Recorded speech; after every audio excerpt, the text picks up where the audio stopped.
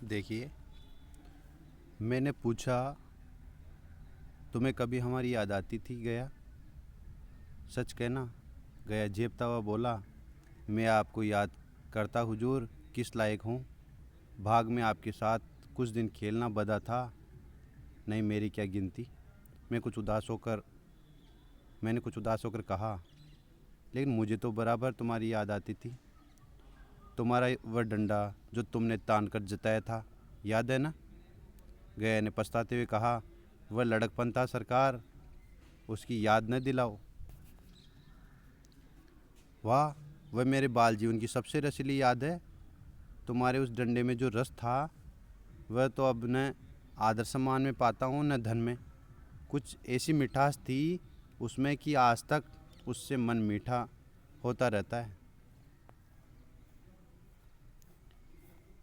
आगे देखो वापस से इसको। आगे व्याख्या है इसकी, देखें हम।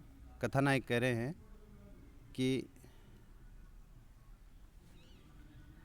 हम गाड़ी में बैठकर खेलने के उचित स्थान पर जा रहे थे और बातें करते हुए बढ़ रहे थे आगे गाड़ी में ही। तो मैंने गया से पूछ लिया कि तुम्हें हमारी याद आती थी गया? तुम हम कभी याद करते थे या नहीं? हैं, सच बताना। तो गया झेपता हुआ बोला, अर्थात गया ने झेपते हुए कहा, मैं आपको याद करता हुजूर, ये किस लायक हूँ? अर्थात साहब, मैं इस योग्य आपको याद करने योग्य नहीं हूँ। इतना मेरा ओहदा नहीं है, मैं इस स्तर पर नहीं हूँ। भाग्य में आपके साथ कुछ दिन खेलना बदा था, नहीं तो मेरी क्या गिनती। अर्थात मेरी किस्मत में आपके साथ कुछ समय के लिए खेलना लिखा था मेरी किस्मत में, नहीं तो मेरा इतना स्तर कहाँ है साहब। मैंने कुछ उदास होकर कहा। कथानायक कह रहे कि मैं थोड़ा दुखी होकर बोला, लेकिन मुझे तो बराबर तुम्हारी याद आती थी। तुम्हारा वह डंडा जो तुमने तान कर जताया था, याद है ना? कथानायक कह रहे मुझे तो तुम हमेशा याद आते थे। जिस डंडे को लेकर तुम मेरे सामने खड़े हो गए थे, उसका ध्यान है क्या उस बात का? तो गया ने पछताते हुए कहा, वह लड़कपन था सरकार, उसकी याद न दिलाओ। गया पछतावा करता हुआ कह रहा है, गया ने पछतावा करते हुए बोला कि वह बचपन था सरकार साहब, उस बात को याद मत करो। तो कथानायक कह रहे हैं, वाह, वह मेरे बचपन बाल जीवन की सबसे रसीली याद है। तुम्हारे उस डंडे में जो रस था, वह तो अब न आदर सम्मान में पाता हूँ न धन में। कथानायक करेंगे, वाह, अरे वह तो मेरे बचपन की सबसे आनंद देने वाली याद है, और तुम कहते हो याद मत दिलाओ। उस डंडे में जो तुमने तान कर मेरे सामने खड़ा किया था, उस डंडे में जो आनंद है, जो मज़ा है, वह मज़ा अब मुझे मान सम्मान में, धन दौलत में नहीं मिलता है। वो मज़ा उसमें नहीं आता। सब कुछ मेरे पास है, लेकिन वो आनंद नहीं है। कुछ ऐसी मिठास थी उसमें कि आज तक उससे मन मीठा होता रहता है। वह ऐसा आनंद था जो हमेशा मेरे मन को प्रसन्न रखता है। आगे देखो। इतनी देर में हम बस्ती से कोई 3 मील निकल आए।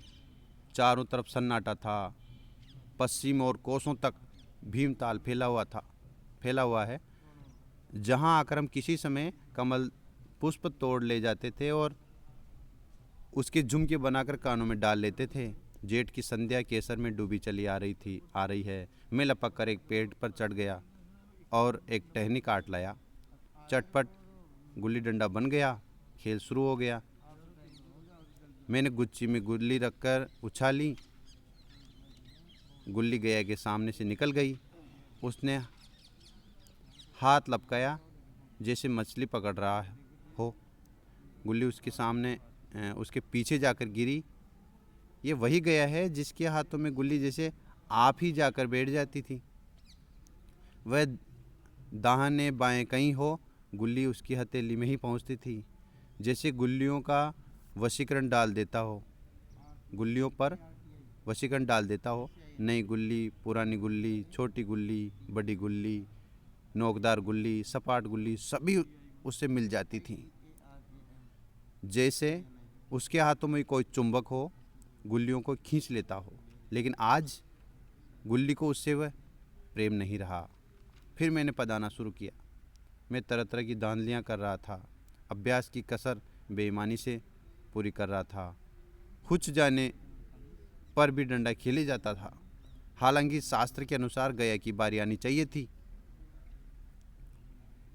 गुल्ली पर ओछी चोट पड़ती और वह जरा दूर पर गिर पड़ती तो मैं झपट कर उसे खुद उठा लेता, दोबारा टाँड लगाता। गया वह सारी बेकायदगियाँ देख रहा था पर कुछ न बोलता था, जैसे उसे सब कायदे कानून भूल गए। उसका निशाना कितना चूक था। गुल्ली उसके हाथ से निकलकर टन से डंडे में आकर लगती थी। उसके हाथ से छूटकर उसका काम था डंडे से टकरा जाना। लेकिन आज वह गुल्ली डंडे में नहीं लगती नहीं, कभी दाएं जाती है, कभी बाएं, कभी आगे, कभी पीछे। वापस व्याख्या देखिए। कथानक आगे कह रहे हैं कि इतनी देर में हम बस्ती से कोई 3 मील निकल आए। कहने का तात्पर्य इतने समय में गया और मैं, हम दोनों गांव से लगभग 3 मील दूर आ गए थे। चारों तरफ सन्नाटा था, अर्थात वहाँ चारों ओर सुनसान था। पश्चिम और कोसों तक भीमताल फैला हुआ है, अर्थात पश्चिम दिशा में खूब दूरी तक एक बड़ा तालाब फैला हुआ है, जहाँ आकर हम किसी समय कमल पुष्प तोड़ ले जाते थे और उसके झुमके बनाकर कानों में डाल लेते थे। अर्थात ये वही स्थान है जहाँ पर हम बचपन में, किसी समय का तात्पर्य हम हमारे बचपन के समय में वहाँ से उस तालाब से कमल पुष्प तोड़ते और उनको तोड़कर हम अपने घर ले जाते और वहाँ ले जा कर के उनकी कानों के झुमके बनाकर उनको अपने कानों में लटका करके खेलते थे। जेठ की संध्या केसर में डूबी चली आ रही है। जेठ के जो ज्येष्ठ माह के जो दिन है, ज्येष्ठ के माह बिल्कुल भीषण गर्मी का समय होता है और उस समय की जो शाम है वो लालिमा से सराबोर हो रही है। मैं लपक कर एक पेड़ पर चढ़ गया और एक टहनी काट लिया। कथानायक करें कि मैं बिल्कुल तेज़ी से एक पेड़ पर चढ़ा और एक गुल्ली डंडा बनाने के लिए एक टहनी, एक शाखा, पेड़ की पतली सी शाखा तोड़ काट कर नीचे कूद गया। चटपट गुल्ली डंडा बन गया, अर्थात झट से तुरंत से हमने उस पेड़ की शाखा से एक गुल्ली डंडा बना लिया। खेल शुरू हो गया। खेल हमने आरंभ कर दिया, गुल्ली डंडा खेल। मैंने गुच्छी में गुल्ली रखकर उछाली। खतरनाक करेंगे, मैंने एक छोटा सा गड्ढा होता है गुल्ली डंडा खेल में, जहाँ पर हम गुल्ली को रख करके और डंडे की सहायता से उछालते हैं। तो उस छोटे से गड्ढे में गुल्ली रख करके मैंने गया की तरफ उछाली। गुल्ली गया के सामने से निकल गई, अर्थात जो गुल्ली उछली वो गया की बिल्कुल ठीक सामने से निकली, पर गया उसको पकड़ नहीं सका। उसने हाथ लपकाया जैसे मछली पकड़ रहा हो। गया ने उस गुल्ली को पकड़ने के लिए इस प्रकार से झपटा अपने हाथ को। कहने का तात्पर्य, मछली पकड़ने से तात्पर्य बिल्कुल सुस्ती के साथ, बिल्कुल ऐसे सुस्ती से उसको पकड़ने का प्रयास किया तो वो पकड़ में नहीं आई। गुल्ली उसके पीछे जा गिरी। जो गुल्ली कथानायक ने उछाली थी वो गया के हाथ ना आकर के और उसके पीछे के जाकर गिर गई। ये वही गया है जिसके हाथों में गुल्ली जैसे आप ही जाकर बैठ जाती थी। हैं, बचपन के समय में तो गुल्ली ऐसे होता था जैसे गया के हाथों में आप ही स्वतः ही अपने आप आ जाती थी गुल्ली, तुरंत ऐसे झपड़ता था। कोई भी वार उसका खाली नहीं जाता था गया का बचपन में। लेकिन आज बिल्कुल विपरीत स्थिति है। गया में वो स्फूर्ति नहीं रही। वह दाहिने बाएं कहीं हो, गुल्ली उसके हथेलियों में ही पहुंचती थी। बचपन में तो गुल्ली कितनी दूर से निकले, किसी भी स्थिति में किसी भी दिशा में जाए, पर वो उसके हाथों में ही आ जाती थी। इस प्रकार से वो इतनी तेज़ी से, इतनी स्फूर्ति से गया झपटता था कि एक भी गुल्ली का वार उसके हाथों से खाली नहीं जाता था। ऐसे लगता था वो जब हर बार गुल्ली को इस प्रकार से झपटते पकड़ लेता था तो ऐसे लगता था जैसे गुल्लियों पर वशीकरण डाल देता हो, जैसे गुल्लियों पर उसने कोई जादू टोना कर रखा हो। नई गुल्ली, पुरानी गुल्ली, छोटी गुल्ली, बड़ी गुल्ली, नोकदार गुल्ली, सपाट गुल्ली, सभी उससे मिल जाती थी। किसी भी प्रकार की गुल्ली हो, कोई बहाना नहीं, किसी प्रकार की गुल्ली हो, जैसे हर गुल्ली से उसने साठगांठ तालमेल कर रखा हो, इस प्रकार से वो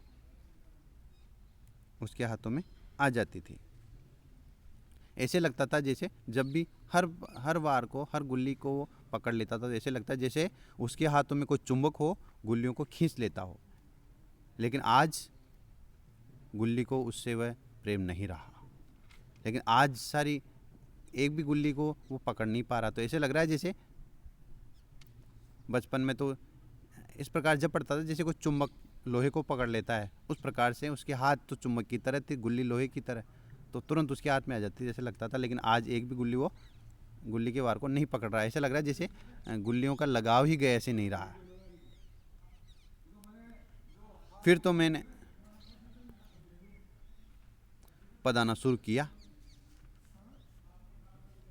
अर्थात मैंने अब अवसर देख लिया कि गया नहीं पकड़ पा रहा है और मैंने उससे बाजी लेना, खूब बाजी उससे ली। खेल में मैं तरह तरह की धांधलियाँ कर रहा था, अभ्यास की कसर बेईमानी से पूरी कर रहा था। कथा नहीं करेंगे, मैं खूब हेरा फेरी बेईमानी कर रहा था खेल में। कभी खेल से बाहर भी होने की स्थिति आती तब भी मैं बेईमानी से काम चला रहा था। जो अब जो इस स्थिति में, आज की स्थिति में, एक अधिकारी होने के बाद सब कुछ भूल चुके थे, लेकिन जो अभ्यास नहीं रहा था खेलने का, उस अभ्यास की जो कमी थी, कसर का तात्पर्य जो कमी थी, उसको अपनी उस चालाकी से मैं पूरी करने की कोशिश कर रहा था। हुच जाने पर भी डंडा खेले जाता था। कथा नहीं करें कि मैं किस प्रकार चालाकियाँ कर रहा था। हुच जाने से मतलब खेल की जो बारी थी उससे बाहर होने पर भी मैं खेल रहा था। गया की बारी आ रही तब भी मैं खेल रहा था। हालांकि शास्त्र के अनुसार गया की बारी आनी चाहिए थी, हैं। हालांकि तात्पर्य होना तो ये था कि जो खेल के जो नियम है उस नियम के अनुसार तो मेरे खेल से बाहर हो जाने पर गया की बारी आती, लेकिन उसकी बारी मैं नहीं आने देता और उसकी बारी में मैं खेलता। ऐसे में खूब धांधलियाँ कर रहा था, लेकिन गया उसका विरोध नहीं कर रहा था। गुल्ली पर ओछी चोट पड़ती और वह जरा दूर पर गिर पड़ती तो मैं झपट कर उसे खुद उठा लेता, दोबारा टांड लगाता। कथा नहीं करेंगे, गुल्ली पर फिर हल्की सी चोट लगती मेरे डंडे से, और वो थोड़ी दूरी जा गिरती तो मैं झट से उसको वापस लाकर फिर दोबारा चोट मारता। गया वह सारी बेकायदगियाँ देख रहा था पर कुछ नहीं बोलता था, जैसे उसे सब कायदे कानून भूल गए। अब वो सारी गया उन कथानायक द्वारा किए जा रहे सारे जो नियम के, जो खेल के जो नियम थे, उनका सबका उल्लंघन कर रहे थे और खेल रहे थे, नियमों का उल्लंघन कर, लेकिन गया उन सब बातों का विरोध नहीं कर पा रहा था। ऐसे लग रहा था जैसे गया सारे खेल के नियमों को भूल गया हो, उसको कुछ भी याद नहीं रहा हो।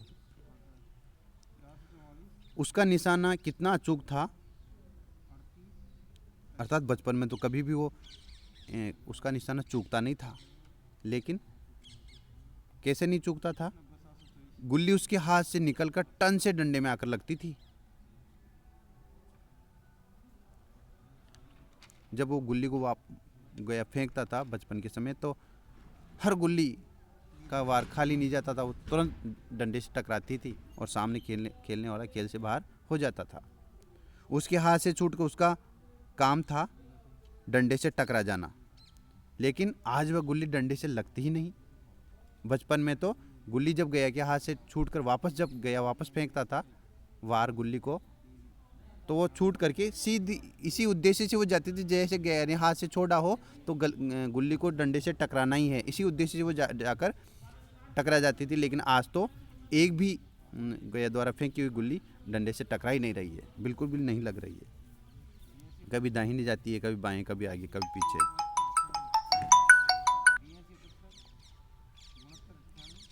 गुल्ली दाएं बाएं इधर उधर निकल रही है पर गया के हाथ में नहीं आ रही है। आगे देखिए, आध घंटे पदाने के बाद एक बार गुल्ली डंडे में आ लगी। मैंने दान ली की, गुल्ली डंडे में नहीं लगी, बिल्कुल पास से गई लेकिन लगी नहीं। गया ने किसी प्रकार का असंतोष नहीं प्रकट किया।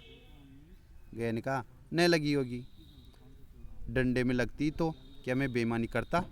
नहीं भैया, तुम भला बेईमानी करोगे? बचपन में मजाल था कि मैं ऐसा घपला करके जीता बचता, यही गया गर्दन पर चढ़ बैठता, लेकिन आज मैं उसे कितनी आसानी से धोखा दिए चला जाता था। गधा है, सारी बातें भूल गया। फिर से देखो इस व्याख्या को।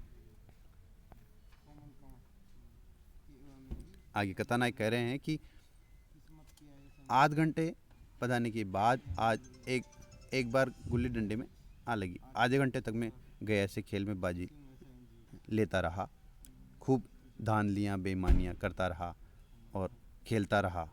उसके बाद लगभग आधे घंटे के बाद में एक बार गुल्ली डंडे से जाकर टकराई।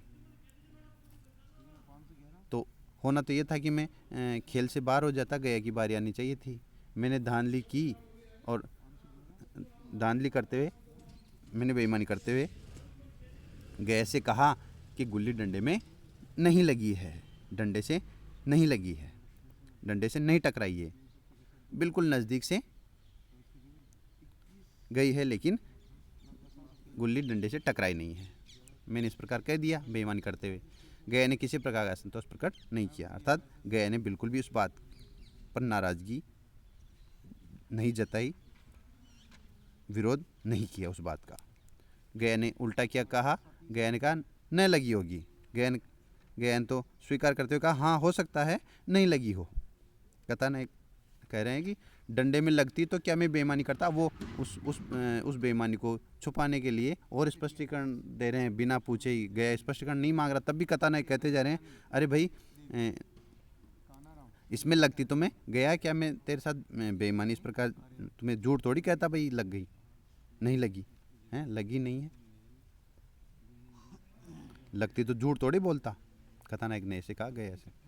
तो गया कह रहा नहीं भैया तुम भला बेईमानी करोगे हैं? गया ने कहा कि आप भला इस प्रकार से बेईमानी थोड़ी आप नहीं कर सकते, आप जो कह रहे हैं गुल्ली नहीं लगी है ये बात सही है, आप झूठ नहीं बोल सकते हो।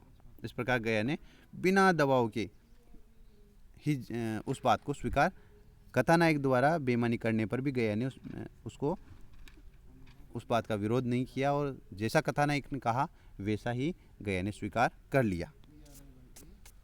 लेकिन स्थिति यह है कि बचपन में यदि स्थिति ऐसी होती तो हम पाठ में पीछे पड़ी हुई कहानी से स्वीकार अंदाज़ा लगा सकते हैं कि क्या स्थिति बनती वहाँ पर कथानायक की। बचपन में मजाल था कि ऐसा घपला करके जीता बचता। कथानायक कह रहे हैं कि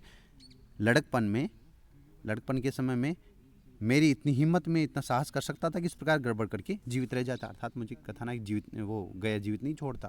क्या करता वो मेरे साथ, कैसी स्थिति करता है, यही गया गर्दन पर चढ़ बैठता, लेकिन आज मैं उसे कितनी आसानी से धोखा दिए चला जाता था। वो मेरी गर्दन पर बैठ जाता, चढ़ जाता, परंतु आज मैं कितनी हेरा फेरी कर रहा हूँ, खेल में बेईमानी कर रहा हूँ, लेकिन गया उस बात का विरोध नहीं कर रहा है। गधा है अर्थात मूर्ख है, सारी बातें भूल गया। इसको बचपन की सारी कोई बात याद नहीं रही है, सब बातों को ये भूल चुका है।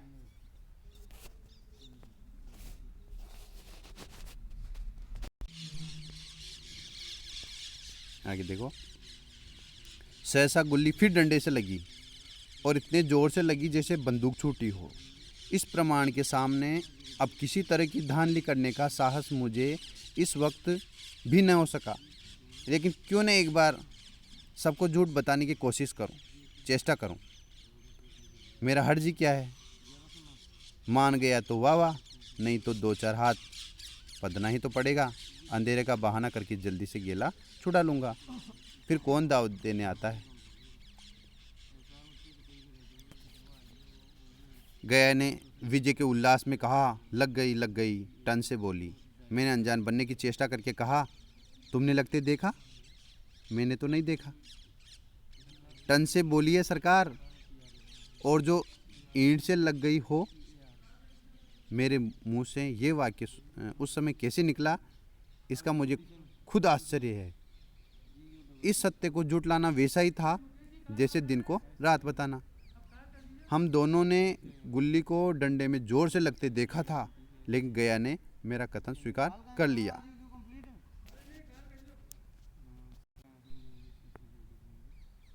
देखो इसकी व्याख्या आगे कथानक कह रहे हैं कि मैं जितनी खेल में बेईमानियां धांधलियां कर रहा था, उन सबको कथानायक बिना विरोध के बिना विरोध के स्वीकार करता जा रहा है। तो खेलते खेलते एक बार पहले जब गुल्ली डंडे से लग गई थी तो कथानायक ने उसमें झूठ बोल करके और गया को बहला फुसला करके कह दिया कि नहीं लगी। फिर दोबारा फिर स्थिति बनी। सहसा गुल्ली फिर डंडे से लगी। दूसरी बार अचानक गुल्ली डंडे पर आकर लग गई दोबारा से, और अब की बार इतनी ज़ोर से, इतने पूरे दम के साथ लगी जैसे कोई बंदूक छूटने की आवाज़ निकली हो। इतनी ज़ोरदार आवाज़ भी आई सबूत के रूप में। इस प्रमाण के सामने अब किसी तरह की धांधली करने का साहस इस वक्त भी न हो सका। अब ये जो सबूत था,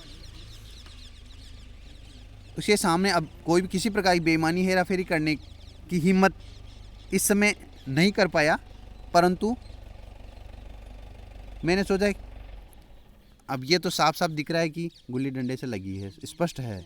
फिर भी क्यों नहीं एक बार इस सच्चाई को भी झूठ बताने की कोशिश करके देख ली जाए। मैंने ये सोचा, क्यों देखने में मेरा हर्जी क्या है, इसमें नुकसान क्या है। मान गया तो वाह वाह, नहीं तो दो चार हाथ पड़ना ही पड़ेगा। गया ने कहा, भाई यदि इस बात में कोई नुकसान नहीं है, वो स्वीकार कर लेगा कि डंडी लगी है तो अच्छी बात है और खेलने को मिल जाएगा। अन्यथा दो चार हाथ अर्थात दो चार बार उसकी बाजी दे करके काम चला लूँगा। क्या होगा, अंधेरे का बहाना करके जल्दी से गेला छुड़ा लूँगा। हैं, अब भाई शाम का समय हो रहा था, तो भाई अब अंधेरा हो रहा है और अपना पीछा छुड़ा लूँगा, फिर कौन दाव देने आता है। फिर अब ये ऐसे अवसर कहाँ मिलते हैं, दाव देने की आवश्यकता नहीं पड़ेगी।